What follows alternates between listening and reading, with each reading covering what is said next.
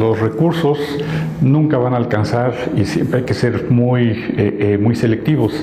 En el panel sobre este tema quedó en evidencia que hay proyectos muy interesantes que incluso están sustentados, digamos, en la reforma constitucional del año pasado. Hablo, por ejemplo, de educación inicial, pero también de educación inclusiva y de educación normal, es decir, tres de las grandes estrategias que se desprenden de la reforma al artículo 3, que se publicó el 15 de mayo de 2019, y son evidentemente estrategias que para ser implementadas cabalmente requieren no solamente voluntad política, que siempre es necesaria, sino también recursos materiales, humanos y financieros, ¿no? Y evidentemente compiten distintas prioridades, no solo dentro del ámbito educativo, sino del ámbito educativo con otros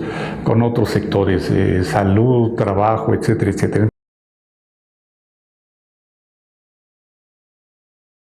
Entonces, efectivamente, siempre los recursos van a ser escasos y me parece que ahí se puede trabajar, digamos, en conjuntar las voluntades de grupos muy amplios, no pensando necesariamente en que todos aporten recursos financieros, ¿no? Sino conocimiento, expertise, etcétera, etcétera.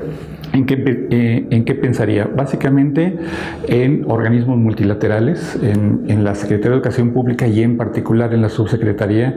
Trabajamos muy de cerca con varios de ellos, con agencias de Naciones Unidas, con UNICEF, por ejemplo, en educación inicial, con UNESCO en educación inclusiva, con el Banco Interamericano de Desarrollo.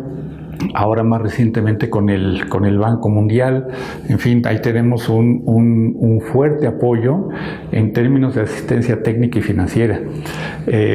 Obviamente estarían las fundaciones. Vuelvo a poner el ejemplo porque lo conozco mejor, el de la educación inicial, donde en la elaboración misma de la Estrategia Nacional de Atención a la Primera Infancia y en la elaboración de la Política Nacional de Educación Inicial, la Secretaría se ha beneficiado con la participación de fundaciones, por ejemplo, Fundación Slim, y de organizaciones civiles, Mexicanos Primero, Save the Children, Pacto por la Primera Infancia.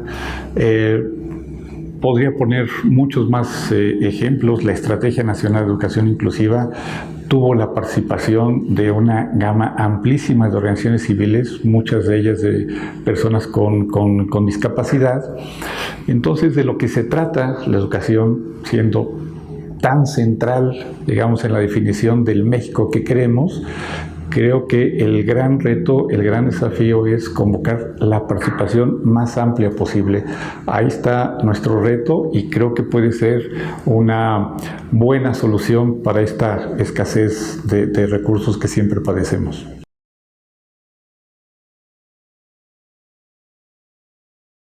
Bueno, muy gratificante. En primera, para mí fue un privilegio realmente. Yo sé que estas cosas se acostumbran decir por etiqueta, pero en realidad para mí fue un privilegio compartir el panel con gente con una trayectoria muy reconocida, de muchos años en este ámbito. Entonces, en ese sentido fue muy interesante para mí. Creo que en realidad, aunque se expresaron distintos puntos de vista, creo que hubo ciertos acuerdos básicos. No sé si quedaron así tan explícitos, pero me parece que uno de ellos tiene que ver con el tema de la equidad. Es decir, el principal problema, me atreveré a decir, del sistema educativo mexicano tiene que ver con la desigualdad estructural y desigualdad educativa y desigualdad en los resultados de aprendizaje. Hay que cerrar brechas y creo que ahí hubo un acuerdo esencial. El tema de los cómo, como siempre, es el que está en disputa, pero para mí fue muy importante y obviamente también un aprendizaje que siempre se agradece.